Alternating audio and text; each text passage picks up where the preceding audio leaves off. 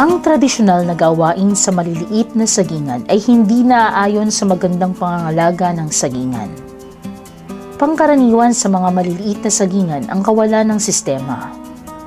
Hiwa-hiwalay na pulutong ng mat na halos magkakasing laki na ang mga puno. Maraming laying, madawag at madamong kapaligiran. Sa malaking mat, nagtaagawan sa pagkain at sikat ng araw ang mga puno, kaya't kakaunti at hindi kalakihan ang mga buwig na naaani. Madali ring kumalat ang mga sakit at peste sa ganitong sagingan. Karamihan sa mga lokal na uri ng saging ay itinatanim at inaalagaan sa ganitong tradisyonal na paraan. Kung kaya't ang inaaning bunga ay inaabot lamang ng 5 hanggang 10 tonelada kada ektarya bawat taon.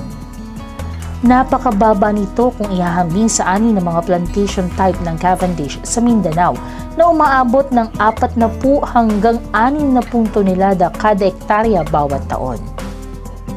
Tatalakayin sa araling ito ang mga hakbang upang makapag-umpisa ng plantation type na sagingan. Ipapakita rito ang wastong disenyo o layout at tamang pamamaraan ng pagtatanim ng mga saging. Kung may sistematikong disenyo ang sagingan, mas maraming puno na sabay-sabay ang paglaki at pag-ani. Mas malalaki rin ang bubig. Mas madaling makakakilos sa mga magtatrabaho, kaya't madaling malinis at mas naaayos ang sagingan. Maaaring itanim ang saging sa patag, dahilig, at mga bulubunduking lugar dito sa ating bansa. Sa mga kapatagan, pumili ng lugar na hindi tinitigilan ng tubig kung tag-ulan at may pagkukunan naman ng tubig na pandilig kung tag-init. Ang karaniwang disenyo ng sagingan ay single row, double row, square system, at triangular system. Kung maliit lamang ang lugar ng sagingan, mas mainam sundin ang triangular system design. Sa ganitong disenyo, nagagamit ng husto ang lugar dahil mas marami ng 15% ang bilang ng mga halamang maaaring itanim kumpara sa square design. Iminumungkahi naman ang single row kung ang saging ay itatanim sa nyugan na hindi pa layugan o medyo madilim pa. Angkop ang square o double row systems kung magsasalit tanim. Ang disenyo ng sagingan ay dapat ring naaayon sa uri ng saging na itatanim. Kapag malaki ang puno ng saging na itatanim gaya ng saba o kardaba, kailangan ng maluwang na pagitan ng mga tanim upang maibsan ang pag-aagawan ng mga puno sa sikat ng araw at sustansya sa lupa. Ang ganitong uri ng saging ay nangangailangan ng pagitan na 3 hanggang 3.5 metro ang layo bawat puno. Kung mas maliliit naman ang uri ng itatanim gaya ng lakatan o latundan, mas malalapit ang mga puno. Sapat na ang pagitang 2 hanggang 3 metrong layo bawat puno. Bago mag-layout, linisin ang paligid at alisin ang lahat ng mga damo, punong kahoy na hindi na pakikinabangan at kung ano-ano pang mga bagay o halaman na sagabal sa lupang pagtatamnan. Sa kapatagan, maaaring araruhin at suyurin ang lupang pagtatamnan upang mapabilis ang paglago at pagdami ng mga ugat ng saging. Makatutulong ang magandang paghahanda ng lupa upang maiwasan ang mabilis na pagsibol ng damo. Kung magtatanim sa dahilig o bulubunduking lugar, dapat itanim ang saging sa paraang maiiwasan ang pagguho ng lupa. Linisin at butasan lang ang lugar na pagtatamnan at magtanim ng pahalang sa alley o pagitan ng contour lines. Kakailanganin natin ang mga sumusunod na kagamitan para sa layouting: industrial tape measure o panukat at mga pananda. Magsukat ng 3 metro kung saba ang itatanim. 2.5 metro naman kung lakatan o latundan. Ito ang magiging pagitan o layo ng bawat puno. Lagyan ng pananda ang mga pagtatamnan ng saging ayon sa rekomendadong sukat at layo para sa bawat uri ng saging. Maghukay ng butas na may lalim at luwang na 1 talampakan sa mga lugar na nilagyan ng palatandaan.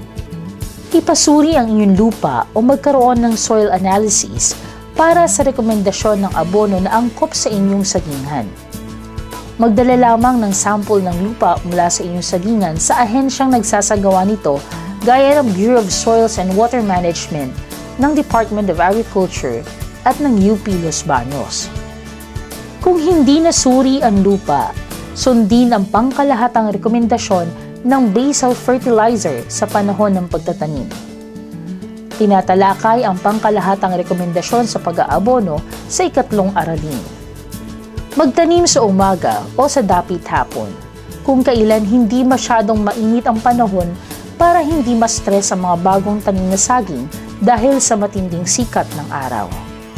Mas mainam kung ang pagtatanim ay palapit sa panahon ng tag-ulan para masigurong may sapat na tubig habang ang mga puno ay lumalaki. Kapag may patubig, maaaring magtanim kahit anong buwan. Makabubuting itakda ang pagtatanim kung saan tatama ang pamumunga sa panahon na mataas ang presyo ng saging at hindi panahon ng tagbagyo.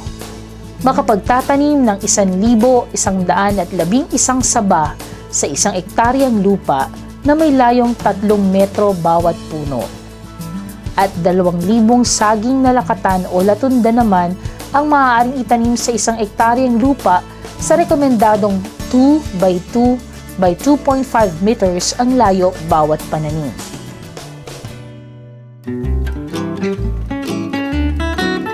Ang masasabi ko po sa gayong distansya napakaganda sapagkat bukod po sa maraming saka, siya po yung nagbibigay ng lilim sa bawat pagitan ay nasisikatan naman siya ng araw. At marami na po ang saka, maluwang pangintindihin. Ang isa pa po doon, maluwang linisin, maganda ang kita. Siya po yung kapag binisita ng isang may-ari ay nakikita na agad yung tuwa ng sarili. Kasi pag sinunod yung rekomendadong distance, yung pagitan ng saging, napapasok ang hangin, then napipenetrate ng sunlight.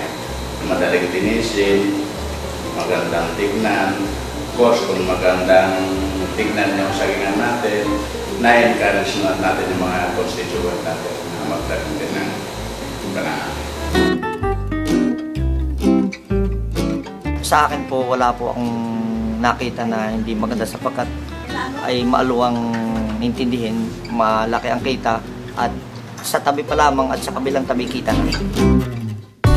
Ang mga tinalakay na disenyo at ayos ng mga sagingan ay bahagi ng pangkalahatang gabay sa maayos at produktibong pagsasagingan.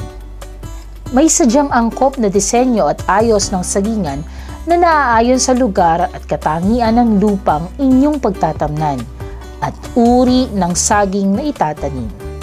Makatutulong rin ng malaki ang pagsangguni sa mga lokal na eksperto gaya ng MAU at ng mga agricultural technician sa inyong lugar. Mayroon rin kaakibat na mga babasahin ang video na ito na makatutulong para madagdagan ang inyong kaalaman sa wasto at mga rekomendadong teknolohiya at pamamaraan sa pagsasagingan.